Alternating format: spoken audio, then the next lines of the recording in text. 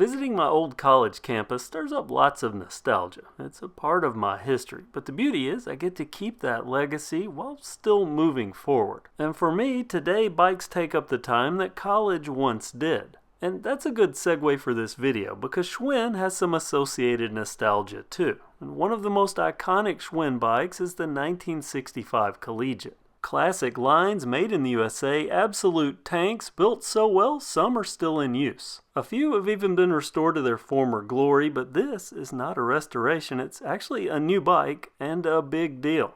A genuine Schwinn inspired by that 1965 classic. Well, why remake an old design now? Because 2020 is Schwinn's 125th anniversary. This year alone, they've released new bikes that I've already reviewed that are redefining what a big box bike can be. And this bike, not only throwback style, but how about being handmade in Detroit? Yeah, that frame, that US-sourced 4130 chromoly steel frame, it's welded by the craftsmen at Detroit Bikes. Which means this 2020 Collegiate, as Schwinn states, is designed and built with meticulous attention to detail, like the rounded ends on the seat-stated top tube junction. It has an excellent finish too. It's a shiny green metallic and the camera doesn't do it justice. It shimmers in sunlight. The graphics are understated and don't veer much from the original classic. But this isn't a one-to-one recreation of the 1965 model that it's inspired by, which means it's the best of the past blended with some modern creature comforts.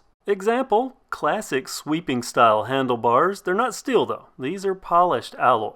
And no quill stem, this is a threadless headset, also polished. The included stem is 80 millimeters in length and has a 7-degree rise, and this puts things right at my comfort zone when paired with the sweeping handlebars. Now I don't know what kind of grips were on the 1965 Collegiates, but these are leather or leather-like, a 1/2 grip on the right and a full grip on the left. Wait, did I say a half grip for the right? Yes, that's to accommodate the modern twist shifter for the 8 available speeds. Now I found out my dad had one of the originals, which he said were 3 speeds, so I felt it only right to set the Shimano Revo shift to 3rd gear for these shots. More polish on the alloy brake levers that are connected to Tektro rim brakes, beefy ones that clamp down onto the mirror polished alloy wheels. And that's Tektro's front and rear, and both wheels are shrouded by chrome finished steel fenders. Like the frame, the fork is steel and there are classic dropouts. The tires, 28-inch Kenda Quests. Looking at the drivetrain, which maintains a vintage aesthetic, there are alloy pedals, polished crank arms, and a single 38-tooth chainring.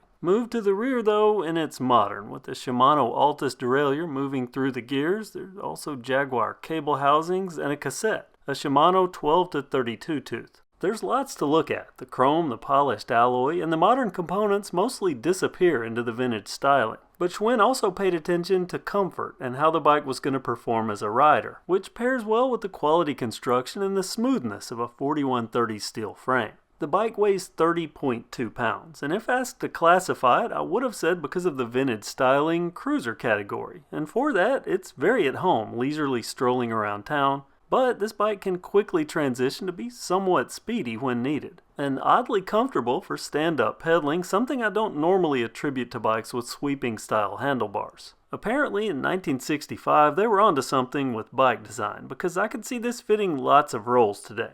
Commuter, cruiser, even fitness bike. Now I've ridden the Collegiate practically all over town, and I keep getting stopped by people asking me how much it costs to restore a bike to look this nice. Followed almost 100% of the time by stories about how they used to ride a bike just like this to class when they were young. So yeah, now I may be on a college campus, but I'm going to word this in a way that will make English majors cringe. Schwinn, you did good.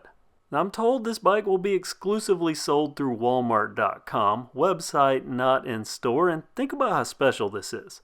A US-made Schwinn sold by Walmart in 2020. Now, this has been a crazy year, but this is the good kind of crazy. That said, this is a limited run of only 500 bikes. Now they make 2 models, the one I reviewed and a step through. I don't know if it's 250 of each or 500 for each, we'll see. But I hope this sells well enough that they consider making more bikes in the US like this. Pricing $998, which is more than your average Walmart bike, but this is kind of collector grade material. When it goes live on their site and I have the actual link, I'll post it down in the description. Until then, I'll link to the information page for this bike on Schwinn's website. And now I want to hear your thoughts on this bike. Comment below and let me know, did you expect we would ever see a US assembled Schwinn made from American steel at Walmart again? And what about the look? I mean, they nailed the classic vibe, right? And that's my look at the new 2020 Schwinn Collegiate. Remember, USA. Thanks for watching KevCentral. If you haven't already, I hope you hit that subscribe button and the notification bell. And as always, I hope you have a great day.